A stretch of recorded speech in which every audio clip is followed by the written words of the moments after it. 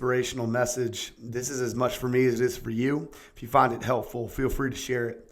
If you'd rather not receive these, just let me know. Lessons learned is exactly that. Lessons that I've learned throughout the week. My hope is twofold. One, that it can help you not make the same mistakes that I have made. And two, you would also begin this practice of pausing, reflecting, and moving forward. All right.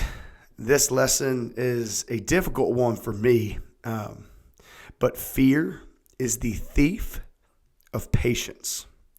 I have had this annoying knee injury, what seems like now for 3 years. That's not an exaggeration. It's been 3 years where I've had this knee injury where I feel like I can't or decelerate the way that I want to, or jump or cut. I can still do like the boring things of like jogging, and some like low impact exercises. But what I love to do, I love sprinting and jumping and cutting and feeling athletic. I love running around with our football players during practice and all that. And it's hard for me to not be able to do that. But I've had this injury over the course of these 3 years.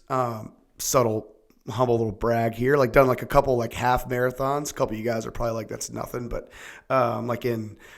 did a Spartan race and done some things where I've basically just learned how to train around it where it doesn't like hurt too terribly. But again, when it comes to doing the really fun stuff that I like to do, I can't do it as well as I want to. And I've done different rehab protocols, but what happens every single time, I rush through it. This injury is not something that I can necessarily just like tough out.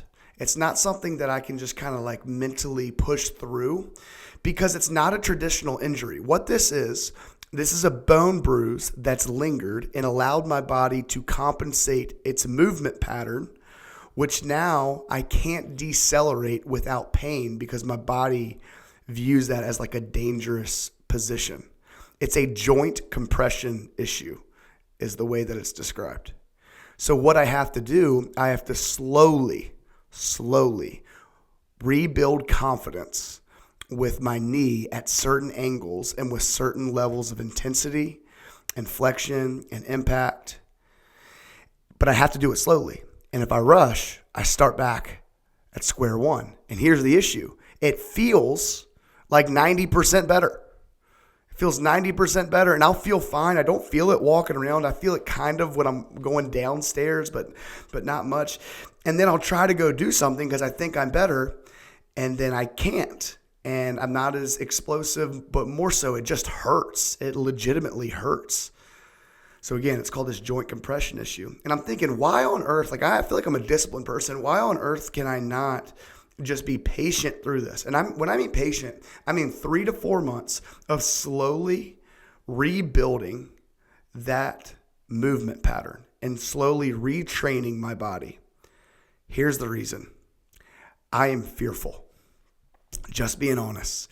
I'm fearful of hey, this is just the way it is now. You're getting older, which I refuse to believe. I refuse to believe that's the reason. Maybe you guys can make fun of me for that. But I'm fearful that I'm not going to be as athletic as I once was. I'm not going to be able to do the same things that I was once able to do. And when that fear creeps in, I start testing it. And when I test it, I go back to square one. I think the same thing happens when we are trying to do anything great. We get fearful and we rush the process. When something bad happens, we get fearful. And then we make a decision that we otherwise wouldn't have made. People do this all the time in the stock market, right? You get fearful of a crash and you pull your money out when really if you just kept your money in the stock market, then eventually over time it would have grown, but you get fearful, you make a bad decision. How often does this happen in parenting? Your kid lashes out and then you lash out back at them because you're fearful of raising up a kid that is disrespectful and you behave in a way that's not best for him in that moment or best for her in that moment. Fear is the thief of patience. The same thing can be true with our teams. As soon as we get fearful, instead of having belief and having trust in the process, we start losing patience and we start making decisions that we otherwise wouldn't have. Man, who would have thought my knee could teach me something about how I could be a better leader? These are lessons learned. Lessons learned number 5. Hope you enjoyed.